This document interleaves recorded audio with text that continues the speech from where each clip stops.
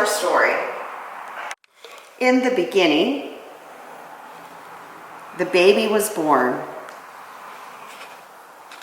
God chose Mary to be the mother of God, and the Word was born a wordless child. When the baby looked up into the face of the mother Mary, he already saw the cross.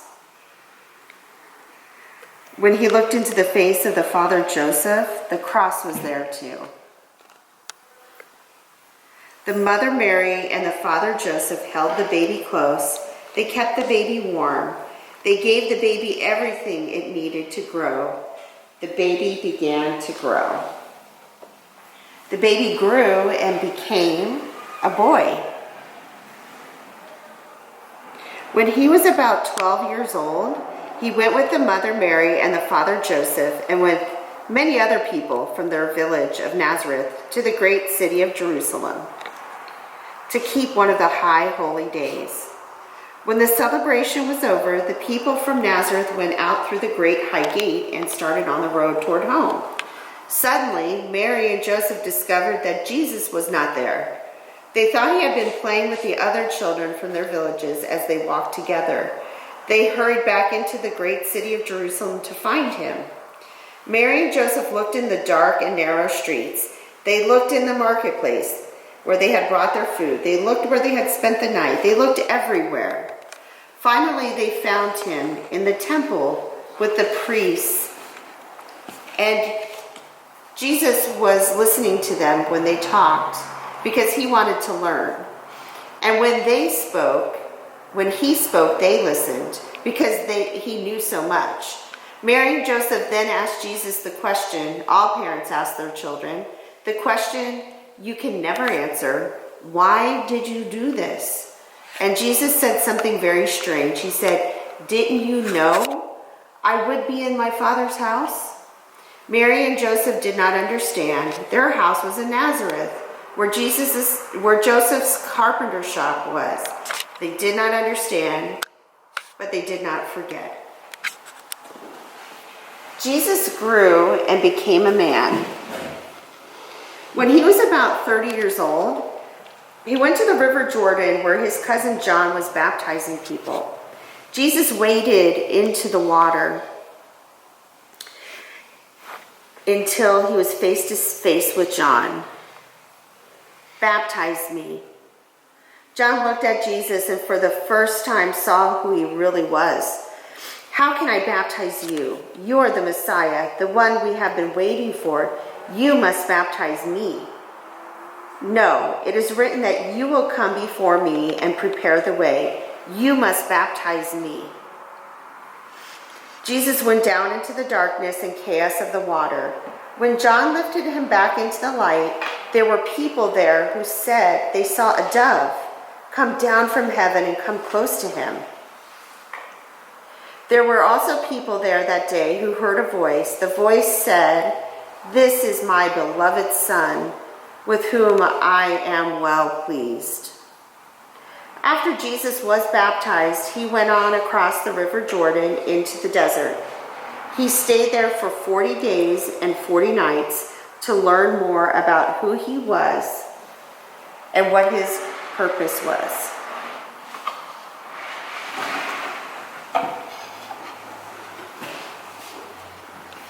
So when Jesus went into the desert, there was no food or water.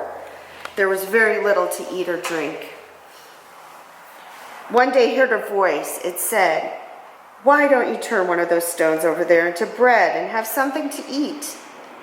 Jesus said, "No. To be a real human being, we need more than bread to eat." Suddenly, it was as if Jesus were on top of the great temple in Jerusalem. The voice came back, "If you are really the Son of God, why don't you jump and see if God sends the angels to catch you before you hit the stones below?" Jesus said, "No, we do not need to test God." Then it was as if Jesus could see all the kingdoms of the world. The voice came back again, "If you will follow me, I will make you king over all these kingdoms." Jesus said, "No, I am to be king, but not that kind of king." Then the voice went away. Jesus went back across the Jordan to do his work. But what was his work? His work was to come close to people, especially the people no one else wanted to come close to. Jesus traveled about the land with the 12. He was teaching and showing people how to be real human beings. As he taught, people came to him to be healed. If they were hurt or sick or upset in some way, they sensed that Jesus could help them be well. See, he has come close to this blind man in the picture. He is even touching the blind man's eyes. When Jesus came close to people, they changed. They could see things they never saw before. They could do things they never did before. But that wasn't all Jesus did. Jesus also told parables. Finally, he knew that he had to become a parable. So he and the 12 turned toward Jerusalem for the last time.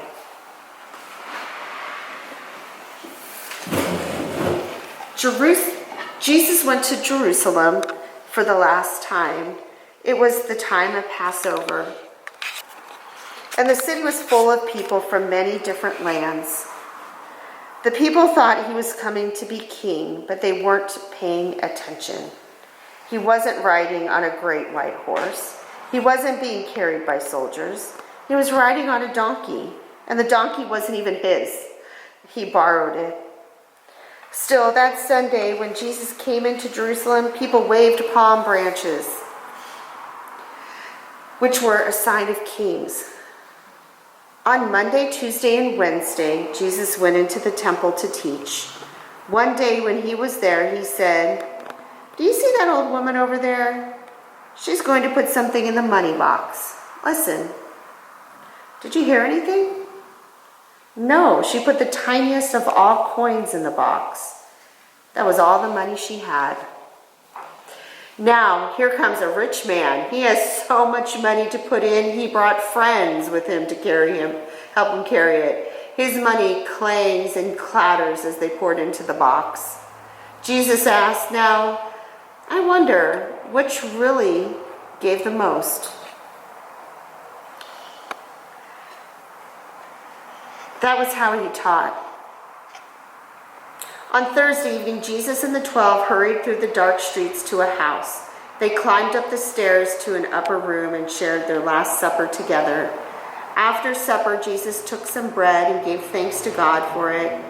Then he broke it and said something like, "Whenever you break the bread like this and share it, I will be there." He also took a cup of wine, gave thanks to God for it, and said, "Whenever you share a cup of wine like this, I will be there." What was he talking about? He was always saying things like that. Suddenly, Judas got up and left. The rest went to the Garden of Gethsemane.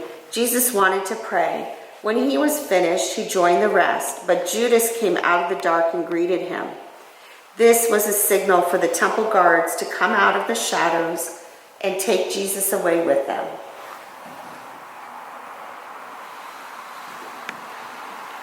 The night was a confusing one. The next day, Jesus was taken outside the city and crucified.